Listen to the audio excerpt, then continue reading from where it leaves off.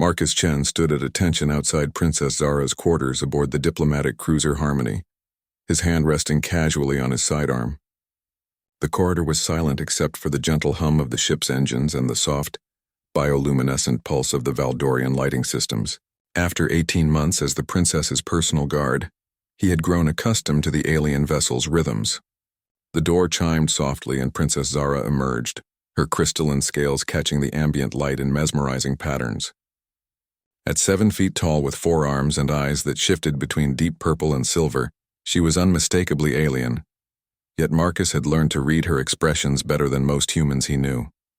"Walk with me, Marcus," she said, her voice carrying that melodic quality unique to her species. "I wish to see the observation deck before we arrive at the Peace Summit." As they moved through the ship's corridors, Marcus noticed the other Valdorian crew members bowing deeper than usual. Something was different today. The princess seemed more contemplative, her usual confident stride slightly hesitant.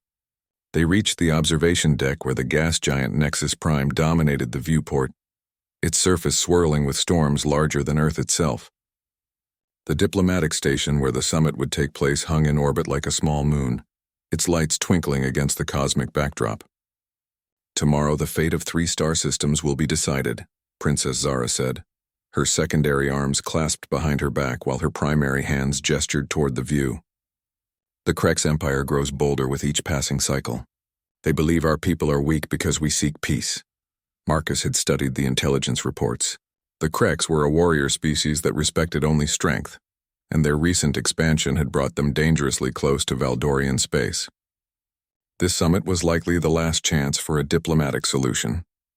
"Your Highness," Marcus began using the formal address despite their months of informal conversation. "The Valdorian military is among the most advanced in the galaxy. The Krex would be foolish to underestimate you." Princess Zara turned to face him, her eyes shifting to that silver shade that Marcus had learned indicated deep thought. "That's precisely why I must tell you something, Marcus. Something I should have said long ago." She moved to the center of the observation deck and Marcus followed, maintaining his protective position while giving her space to speak.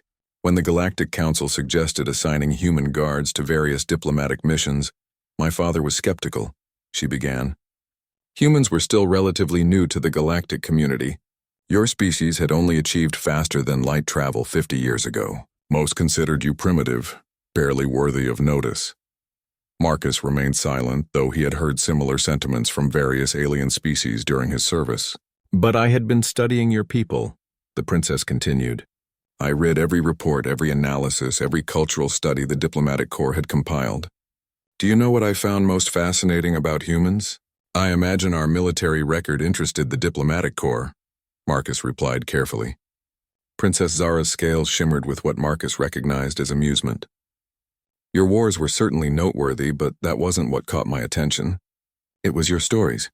Marcus blinked in surprise. "Stories? Every species has myths and legends, but human stories are different.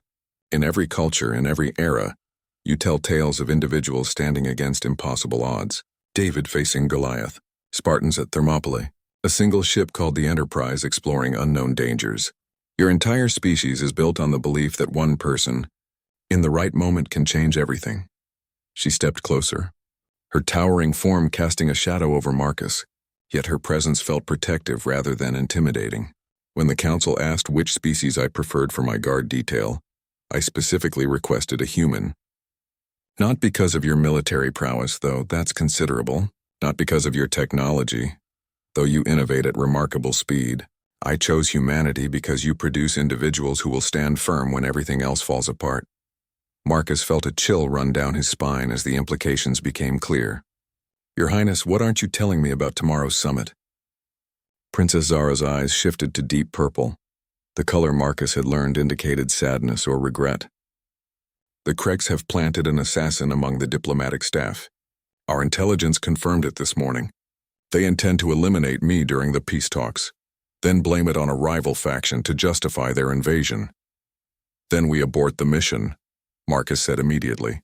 "Return to Valdorian space and no." Her voice carried absolute authority. "If I flee, the Krex will have their excuse for war. Millions will die across 3 systems. The peace talks must proceed." Marcus's mind raced through tactical assessments. Unknown assassin, compromised venue, minimal backup. It was a security nightmare. But as he looked at Princess Zara's determined expression, he understood why she had chosen a human for this moment. I picked you long before they sent you, she continued, echoing his thoughts. Not Marcus Chen, the decorated soldier. Not Marcus Chen, the expert marksman. But Marcus Chen, the human who would stand between impossible odds and innocent lives without hesitation. Marcus straightened, feeling the weight of her trust and the magnitude of what lay ahead. Your Highness, with respect, you could have chosen any human for this assignment. Why me specifically? Princess Zara's scales brightened, showing genuine warmth. Because your psychological profile indicated something rare. You don't see impossible odds as a reason to quit. You see them as a challenge to overcome. Your species calls it stubborn. I call it exactly what tomorrow requires.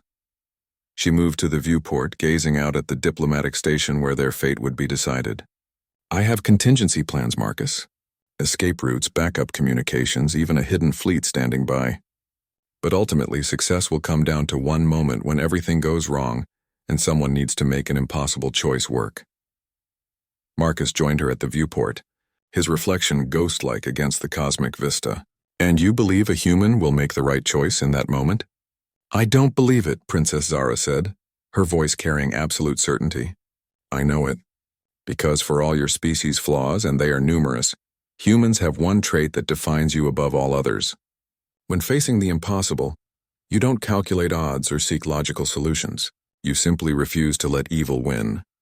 As they stood together in the observation deck's gentle light, Marcus felt the full weight of her faith in humanity. Tomorrow would test whether that faith was justified, whether one human could indeed stand against impossible odds and protect not just a princess, but the peace of 3 star systems. Thank you for choosing me, Your Highness, Marcus said quietly. Princess Zara placed one of her primary hands on his shoulder, a gesture of friendship that transcended species barriers. Thank you for being exactly what I knew you would be, Marcus Chen.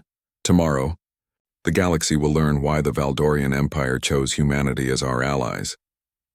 The diplomatic station grew larger in the viewport as their ship approached, carrying them toward a summit that would determine the fate of billions. But Marcus no longer saw impossible odds ahead. He saw exactly what Princess Zara had known he would see. He saw a job that needed doing, and a human willing to do it.